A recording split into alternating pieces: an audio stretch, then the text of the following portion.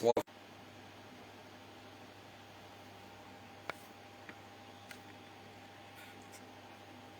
لسه ابتدينا عشان خاطر تقطع. انت ايه مش عايزيني ولا ايه؟ روح.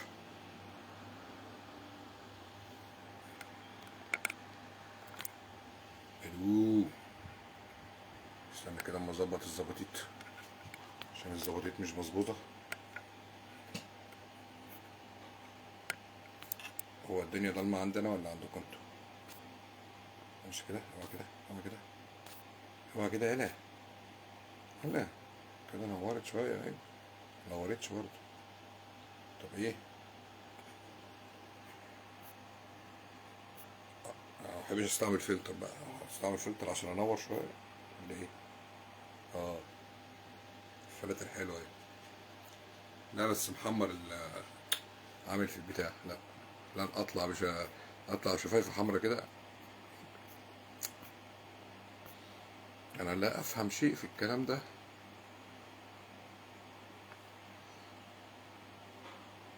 مناخيري كبرت.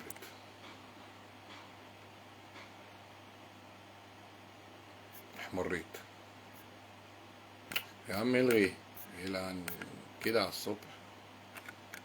خلينا بطبيعتنا كده احسن. كده حلو. كده حلو. كده حلو. اه انت عامل زي القميص ما بيكويش. القميص الكتان ده ما بيكويش. حاجة تخنق الواحد. بس ليه عملت في نفسك كده؟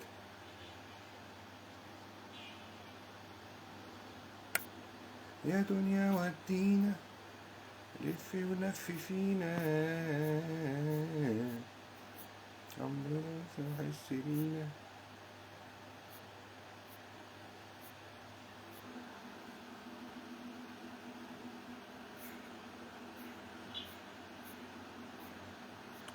في عيال محترفين في الحاجات دي.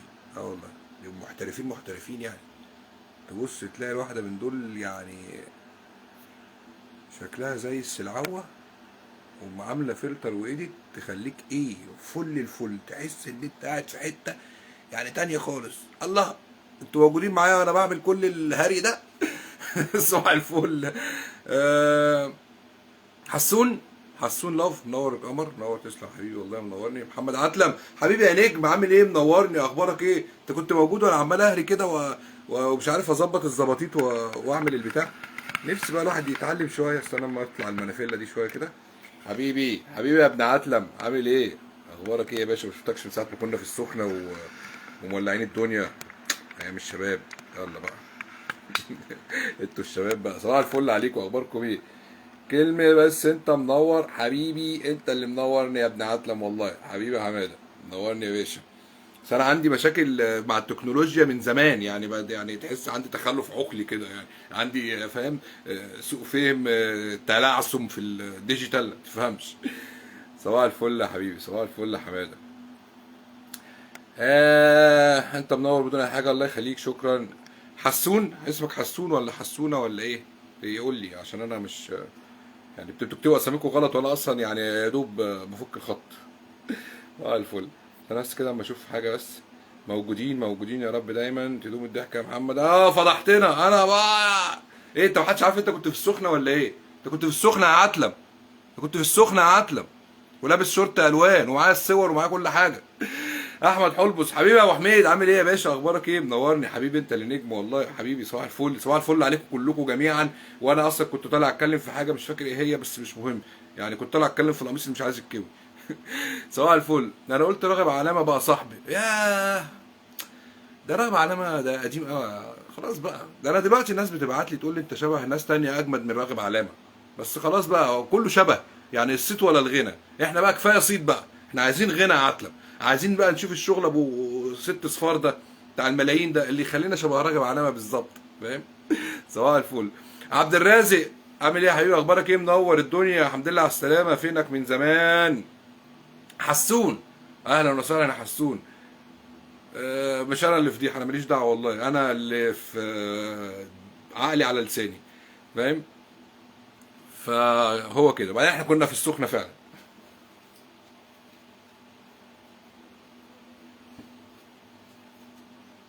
الله، طب ما انا بنور اهو وارجع للكشاف مش شغال ليه والدنيا مش ظابطه، مش حاسس ان انا يعني متأنق يعني هيك كده شويه، مش عارف. يلا ابو حميد حبيبي حبيبي، يجعل يومك جميل. كنت عاوز تتكلم على في السخنه. السخنه يا سيدي، انا كنت انا وابن عتلم ومعانا بعض من الناس كتير، وكنا بنصور اغنيه لطيفه الجديده اللي لسه هتتعرض وممكن ما تتعرضش عادي كالعاده يعني. وبعدين الحمد لله يعني، الحمد لله يعني يوم وعدى. يلا صباح الفل. كناش بنعمل حاجه يعني، ده كان شغل والله. انا اصلا كل خروجاتي دلوقتي بقت شغل يعني، انا ما بقاش عندي وقت ان انا اخرج اتفسح. حتى لما حد يجي يقول لي عايز اشوفك، اقول له تعالى لي على الشغل، انا ببقى قاعد. تعالى. حسون، بس اصفار على اليمين مش على الشمال. لا ما هو الاصفار على الشمال دي ملهاش لازمه يا عم حسون. انا ساقط اعداديه بس يعني بفهم في العلوم شويه. اصفار دي اللي هي بقى مليون و2 مليون و7 مليون والكلام ده. كده بقى نشوف بقى الملايين دي بقى، نشوف نمسك الفلوس. اعمل كده بقى، الواحد نفسه مش هنجيب مكنه. انا لو بقيت مليونير مش هجيب مكنه اعدي فلوس. انا كل يوم الصبح كده اطلع اجيب سفنجه زي اللي عند موظفين السجل المدني والشهر العقاري، واقعد ابلبل صوابعي واقعد اعد وبلبل واقعد اعد كده. ده هتبقى شغلتي بقى، فاهم؟ كل يوم الصبح كده ساعتين وانا بشرب القهوه اقعد اعد في كام مليون. بالتوفيق يا رب، يا رب بالتوفيق للجميع يا رب. حسون، ايوه بقى. انت منين يا حسون؟ اسم حسون ده مش منتشر عندنا قوي يعني، قول لي انت منين. صباح الفل عليكم. هو جنب القميص ده مش مكوي؟ الجنب ده مكوي؟ وهو اصلا القميص اول لما تكويه وانت بتلبسه بيتكسر يعني، والناس بتشتري الكتان وهو عارف ان هو ما بيكويش، وعارفين ان احنا هو بيتنيل على عين امه يتكسر، وبرضه بنشتريه ونقعد نحتس في المكوه بتاعته. وبعدين لما بتوديه للمكواجي يتكوي كاويه التانية يجيبوا لك دايب بقى، تيجي تلبسه تلاقي اتقطع، تيجي تلاقي الياقه باظت، فبضطر اكوي الحاجات اللي هي البراندات اللي هي الغاليه دي، تفهمينا؟ براندات. بضطر اكويها بنفسي عشان احسس عليها واحده واحده كده. ما بيكويش ولا كأنه خارج من تحت الانقاض. الله. هو بس عاجبني عشان بنص كم، وده القميص الوحيد الابيض اللي عندي من 30 قميص الابيض اللي بنص كم. من البحرين. البحرين فين البحرين دي؟ البحرين دي بحرين بلد. من البحرين. ايه ده انت اجنبي؟ يا البحرين دي اللي هي اللي بعيد دي. يا منورني والله، اهلا بيكم، اهلا بقالي بهزر على فكره. منورني يا حسون، يا حسون، يا حسن، يا حسن، يا منورني يا ابو علي. ان حسن حسين حسون اي حاجه عندنا في مصر بنقول عليها ابو علي، فمنورني يا ابو علي وخلاص، ولا حسن ولا حسون. حتى اي حد في البحرين اقول له انا اسمي ابو علي بعد كده، اقول له خالد العيسوي يسماني ابو علي. صباح الفل. والله دمك حلو قوي. والله عشان كده ما بتبرعش بالدم خالص خالص، ما بتبرعش بالدم لاي حد، لان انا فصيله دم ودمي خفيف جدا. وبعدين انا لو برعت بدم للناس هيبقى دمها خفيف، وهيبتدوا بقى ياخدوا الشغل مني، وهيبتدوا بقى يتقارنوا بيا والكلام ده كله. عشان كده انا ما بتبرعش بالدم خالص خالص. فصيله دم ملكيه وموجب يعني، مش اي حد يهزز الفسبانيزيز. ايوه ابو علي، الكل ينادي ابو علي. خلاص يا ابو علي، حتى عندكم والله. يلا يا عم، مبروك عليك ابو علي يا ابو علي. صباح الفل عليكم. الستات مش سايبيننا في حالنا.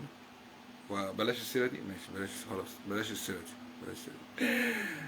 حبيبي ربنا يحفظك يا رب، منورني والله. وصباح الفل عليكم. صباح الخير، صباح الخير، صباح الخير. ولا بلاش، يلا مش مهم. بلاش نتكلم عن الستات واللي بيعملوه في الرجاله، بس يعني يلا. من اسبوع كده كنت في تصوير، وبعدين حصل موقف ما عجبنيش. فالمهم في واحد صاحبي كان دايما يقول لي ايه يعني، انا مش عارف الناس اللي هي بتبقى ايه نايمه على بطنها ونايمه على ظهرها وعماله تقول لك ايه، خلود لو في اي حاجه بقول لي يعني. حاضر، اقول لك ايه يعني؟ عايز اطلع في مشهد يتكلم يا حبيبي. طب ما تتحرك. لا يعني خلاص، انت عايزني انا مثلا لما يكون في مشهد خلاص واقفه الدنيا مش لاقيين حد خالص، فهيجوا يقولوا لي يا خالد ما عندكش حد، فانا اقوم متصل بيك عشان انت راجل موهوب وامور وعايز تشتغل في التمثيل، فقاعد في بيتكم على السرير فاهم، ومستني ان انا اول لما يجي شغل اقول لك ايه، ما تيجي، ده الناس كلها واقفه عليك، يعني المنتجين والمخرجين ودور السينما والسيناريوهات واللوكيشنات والدنيا كلها واقفه عليك، ارجوك تعالى اعمل الدور ده. مش هيحصل، لازم تنزل تلف ولازم تنزل تتمرمط ولازم يطلع 3 ميتين 3 اللي جابوك. فاهم؟ هي الشغلانه دي كده. لو انت مش واخدها وراثه، يعني لو ابوك وامك مش ممثلين يبقى هتتعكنن، فاهم؟ وهتتعب وهتتعذب. لو انت مش معاك فلوس وبتصرف وبتروق وبتظبط الدنيا برضه هتتعكنن. لو انت عايز تبتديها بقى زي كده من تحت بير السلم، لا بير السلم ايه، من تحت يعني من جوه بير السلم، فاهم؟ المشكله انت بتخرج من بير السلم، تخرج تحت بير السلم، تقف على اول سلمه، يجي واحد يقوم مديك رجل يطيرك يرجعك بير السلم تاني، تبتدي من الاول كل مره على كده. صباح الفل يا ابو حميد، عامل ايه يا ابو حميد؟ اخبارك ايه يا باشا؟ لو سمحت يا احمد، لما تيجي متاخر ما تبقاش تقعد ترزع في بيبان العربيه. خلاص انا بعرف ان انت جيت، اول لما بتخش البارك وبتبطل انا بعرف ان انت جيت. بلاش بقى ايه كل شويه دب دب دب، علشان انا بصحى وفي الاخر ما بعرفش انام وانت بتخش تنام في بيتكم جوه. لو صحيت من النوم تاني على صوت باب العربيه وانت بتركن، هفضل اتصل بيك طول الليل، تفضل صاحي معايا لحد الصبح. خلاص؟ انا بقول لكم اهو، عشان انا مش قاعد انا كل شويه بقى ايه نايم حظ كده يعني حظ كده، اعمل نومي خفيف. انا حظ كده اعمل ايه؟ الله يهديكوا يا اخي، الله العظيم. ماشي يا ابو علي، صباح الفل. ابراهيم علي، صبح حبيبي، صباح الفل يا هيما، عامل ايه؟ اخبارك ايه؟ انت كويس؟ كلكم في الشغل ولا ايه يا جدعان؟ موظفين اللي هم يروحوا يبنوا مصر وبتاع، ويصحوا الصبح ويرجعوا اخر النهار ويجوا يقبضوا اخر الشهر، وفي الاخر يلاقوا عليهم فلوس. صباح الفل. ابو علي، اخر حبه لانه ايه اخر حبه؟ ايه اخر حبه؟ مش فاهم. بص انا بنسى جدا، يعني انا اصلا الموضوع اللي انا كنت بتكلم فيه نسيته، فيعني ايه اخر حبه؟ يعني قول لي فكرت.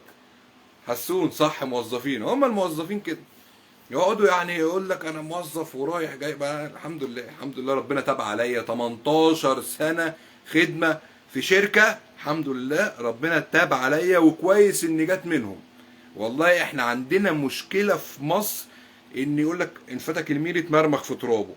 تلاقي اهلك يقعدوا يقول لك يا ابني الوظيفه يا ابني، يا ابني في مرتب جاي ثابت كل شهر، يا ابني يا جدعان سيبونا. شوف انا من صغري بحب التجاره واحب الشغل الحر، كان زماني بقيت مليونير. قعدوا يخوفوني من المستقبل المجهول، فاهم؟ لحد ما قعدت مسكت في وظيفه واعتزلت التمثيل وانا صغير وبقيت موظف.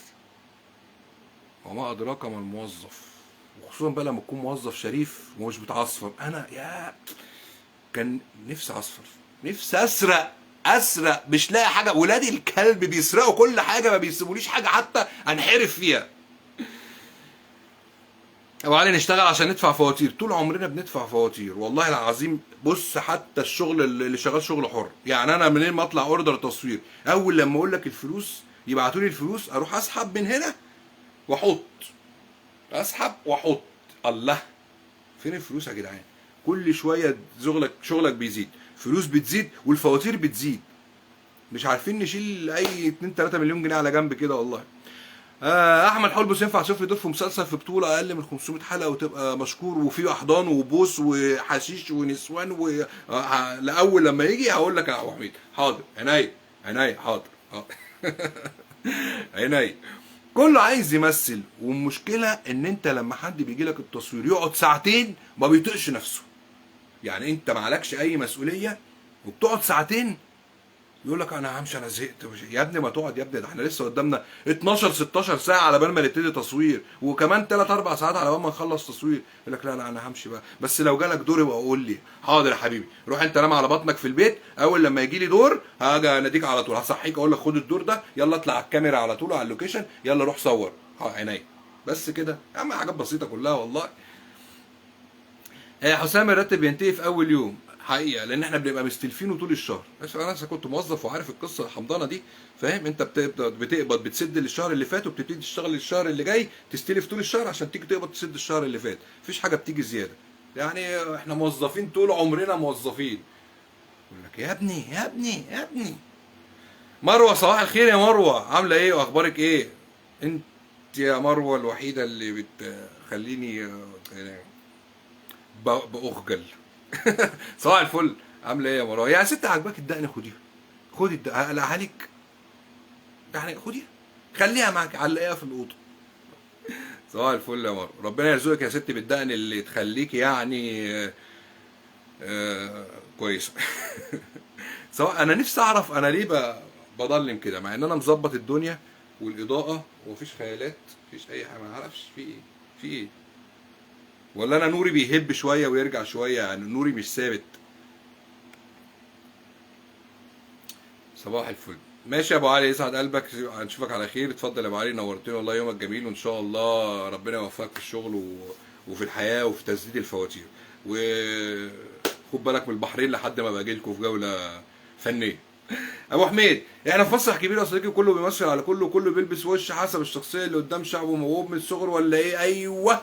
بس للاسف احنا واقفين على مسرح نفس الكلام اللي انت بتقوله ده، بس محدش بيسقف لنا وما بناخدش فلوس. هو ده الفرق. انت كل يوم بتنزل بتعامل اشكال، يعني مش عايز اقول لك لابسين كل ادوار الشغل، فاهم؟ بس في الاخر بترجع البيت لا بتاخد فلوس ولا الجمهور بيسقف لك. صباح الفل. مروه تجنن، اقسم بالله والله العظيم، اقسم بالله انت هتجننيني وهتخليني اعتزل الفن، يعني هحلق دقني بسببك.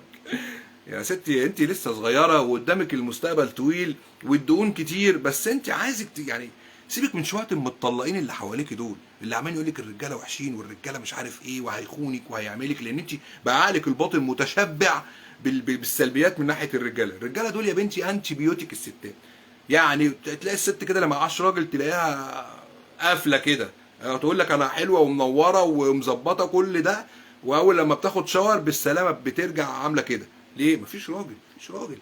انت عارف ان الستات لو مفيش راجل بتخدمه، تغسل له وتطبخ له تحس ان هي حياتها فاضيه اصلا ما فيهاش اي حاجه. احنا الرجاله مش عايز اقول لك والله، يعني المفروض والله يحطنا في محميه طبيعيه اليومين دول، لان الرجاله بتنقرض وبتتناقص والدنيا بايظه خالص، الدنيا بايظه خالص. فاللي معاها راجل يا جدعان تقفش عليه، واللي شايفه ان في راجل قدامها تحاول تجيبه باي طريقه، ما تتقالش وما تستناش ان هو هيجي لها، لان خلاص الرجاله دلوقتي ما بقاش عندها قابليه ولا اقدام على المغامرات. فاحنا بصراحه خلاص. جيهان عسل، صباح الفل، صباح الفل يا جيجي، عامله ايه؟ اخبارك ايه؟ يا رب يعني العظمه كبرت وانا حاسس ان انت يعني خلاص بقى اجمدي كده اجمدي. ماشي يا حسون، تنور يا ابو علي، اخبارك ايه يا باشا؟ علي النجار مش اداني بس اللي حلو، كلك على بعضك حلو. انا المشكله ان انا عارف الكلام ده من زمان، بس انا بحاول اتواضع عشان خاطر انت عارف التالق كله. يلا مش مهم، يلا. ممكن في واحد على التيك توك ما اعرفش اختفى الواد ده، آه مش كان نرجسي ده، كان مجنون حاجه زي كده. لما واحد يجي مثلا يكتب له تعليق يقول له احمد ربنا ان انا بكلمك، احمد ربنا ان انا قابل اصلا ان انت تخش على اللايف عندي، انت انا اقعد باخد دخلت ورقه قلت له انت بتقول كده ليه؟ يعني حتى انت لو حلو ورجوله وكويس الكلام دون بيقلل منك على فكره، يعني انت تقعد تشكر في نفسك وتقعد تتنطط على الناس والتاني مش بيعليك. بس بقى للاسف عنده كميه فولورز وكميه ناس بتخش له اللايف وكميه هدايا بتجيله، يعني انت يعني الناس بتحب فعلا اللي يخش يهزق، زي اسمه ايه التاني يقعد يقول لك انتوا خدامين عندي وانتوا مش عارف ايه، بص تلاقيه عمال بيعبي فلوس والناس عماله تخش عنده على اللايفات وكومنتات. انت الناس دماغها تعبانه ولا ايه؟ يعني الواحد لما حد بيجي يشكر فيه مثلا، او بيكون في تصوير ويسقفوا لي مثلا على مشهد او حاجه، انا بتحرج، انا بقوم واخد جنب كده اللي هو يعني شكرا يا جماعه، بتحرج بقوم واخد، فاهم؟ فمع ان في حاجات تانية ما بتحرجش والله، يلا مش مهم. ابو حميد، كل ما تكون شاطر هتعرف تسيطر وتوصل للي اعلى حته في سما. بص بقى يا ابني، مش بالشطاره، هي ارزاق. الشطاره دي يعني في ناس كتير شاطرين يا ابو حميد، بس بتجيلهم خبطه كده بتوقعهم. يعني انا شايف ان في شويه ناس السوشيال ميديا بتاعتهم إيه، زي محمود حديده ومحمد بتاع النظافه وسعيد اسمه ايه مراجيع مشاكل، ده بقى بيعدوا عليا وهم بيتكلموا سبحان الله. ارزاق، ارزاق. لارزقن ما لا حيلة له حتى يتعجب اصحاب الحيل. يعني معرفش في ايه العيب فينا ولا فيهم، ولا انتوا بيتفرضوا علينا، ولا انتوا حابين الجو ده. ده انا حابين ان الواحد يبقى عبيط كده وطالع اهبل وضارب الدنيا بتنجان ويقعد يهبل كده يعني عشان يوصل، ولا ايه؟ مش فاهم. لو يقول لك انا كنت لسه جاي بصور مسلسل ومش عارف ايه. مسلسل ايه يا ابني؟ انا بتنفخ بقى لي 5 سنين عشان اخد كلمتين في مسلسل، وانت لسه راجع من مسلسل. لا اما المخرجين عبط، لا اما المنتجين هبل، لا اما الشعب اصلا يعني متخلف عقليا، لا اما احنا بقى اللي يعني حلوين قوي. يا اما احنا حلوين قوي بزياده، فانتوا الناس مش يعني مش قابله حلاوتنا، فبيروحوا للناس دي. مقاييس ومعايير مختلفه تتناقص في وسط الاميبا المتحوصله. يلا مش مهم، مش مهم. افتكرني ساعتها حبيبي، انا موجود اهو، انا فاكر كل الناس والله. يعني انا ما اروح فين؟ اروح فين؟ اديني قاعد، متقلقش. هي بس تيجي بس لوحدها كده وهبص الاقي نفسي مظبط الدنيا كلها. ابو حميد بقول لك ايه، احيانا حاجه عنك اي نرجسي دي عشان بقيت اسمعها كتير قوي اليومين دول. النرجسي ليها كذا معنى. انا من ناحيتي انا النرجسي دي حاجه حلوه، فاهم؟ من ناحيه الستات اللي هو بيبقى شايف نفسه قوي، تنك، معقد، عنيف، مش عارف، ما بيحبش الخير لحد، مش عارف، بيقعدوا كده ايه يصنفوها تصنيفات غريبه. دي من وجهه نظرهم. انا من وجهه نظر الراجل النرجسي اللي هو الراجل المعتد بنفسه كده، يعني تحس كده ان هو ايه، راجل حاسس بنفسه. فما تقلقش لما تسمعها من حد، خدها على المحمل الكويس مش المحمل الوحش. كل اللي قلت عليهم دول شاطرين عشان عرفوا الناس عايزه ايه وجابوا من الاخر. الناس عايزه الهبل، صحيح الناس عايزه الهبل من الاخر، عشان الذوق اتغير من زمان، بقت الناس محتاجه شويه فضايح على شويه هبل والدنيا تمشي. ما هو للاسف ان الفضايح والهبل يعني بيخلي الواحد يتشتم. فانا ممكن اطلع اعمل دور اهبل، ممكن اطلع اعمل فضيحه، بس الناس هتقعد تشتم فيا ليل نهار. طب وعلى ايه؟ يعني انا ما يعني هخش ارد والناس هترد عليا، هيبقى يعني انا ما اعرفش الناس دي قابله على نفسها فين.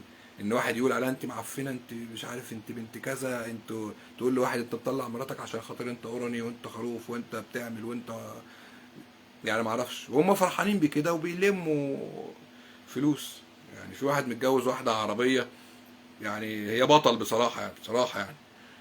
بس يعني مش كده، مش كده يعني. يعني ما اعرفش ايه الميزه اللي انت تبقى فرحان ان الناس كلها بتتفرج على مراتك والاخر يقول لك دي بطل، ده جامده، دي رجليها مش عارف ايه ده، وهي بطل بصراحه. مش عايزه، هي بطل. مش تتكلم بقى. برضه الاجنبي اجنبي، مستورد مستورد. سيبك انت من الجو اللي احنا عايشين فيه ده. وبس. كنت على اللايف امبارح على اليوتيوب، وبعدين حكيت قصه صاحبي اللي انا قلت لكم عليه في اللايف امبارح، فما رضيتش احكيها على الفيسبوك عشان تخشوا على اليوتيوب. الحمد لله قناه الريتش عالي قوي بصراحه، يعني بصراحه بصراحه انتوا عالم فقر. انا بقالي 4 سنين اتحايل عليكم اقول لكم انا عندي قناه يا جماعه، طلعتوا عين امي عشان تجيبوا لي 1000 مشترك ومش عارف احقق شروط القناه، وفجاه من اسبوع كده يعني القناه عليت الضعف، وفيوهات ومشتركين وبص كل حاجه، وناس جايه من بره، ناس جايه من بره ما اعرفهاش. انتوا حسبي الله ونعم الوكيل فيكم، مش خير في حياتكم ابدا. كل ما تشتم اكتر كل ما حقيقه. والله يا احمد انا في واحده كلمتني وقالت لي كده، قالت لي بص طالما انت بدات تتشتم يبقى انت بدات تتشهر. طب انا لحد دلوقتي ما اتشتمتش، اعمل ايه بقى؟ افضل انا كده طول عمري اكلم اعمل لايف واقول يا جماعه اشتموني؟ ايه القرف ده؟ لا بس هي ده فعلا الحقيقه. طول ما انت ما اتشتمتش، طول ما انت مش مشهور. زي اسمها ايه بتاعت ام بق كبير دي، ياه لو عديت عليها في لايف ولا في فيديو بقرف من نفسي. مش تنفعش واحده ست خالص. طول ما عماله تعمل كده قرف، وبتتشتم شتيمه هي وجوزها وبابي ومش بابي والكلام فاضي، قرف قرف قرف. وبيلموا فلوس بس على الفاضي. والله العظيم بقى يعني تجيب لك هسس في دماغك. قرف، ما لهاش كلمه غير قرف قرف.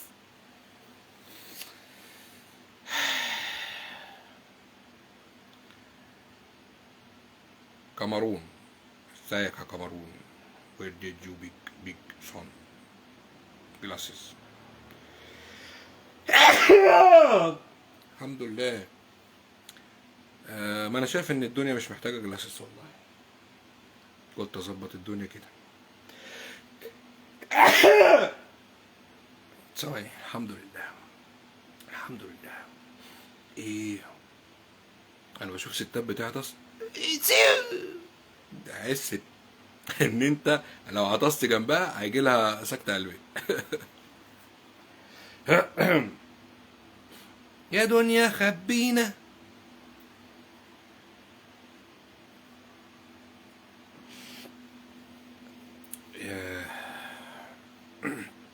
مره كتمت العطسه جالي انزلاق غضروفي. ما كانتش عطسه تطلع كده. ما تبقاش عطسه. زمان كنت لما بسافر البلد كنت اشوف الناس هناك بتعطس، اللي هو قاعد في الغيط بقى كده وبيديها عطسه الذره بيتهز. يعني لو زارع ذره الشجر كده يتهز. زمان من الرجاله اللي بتعطس.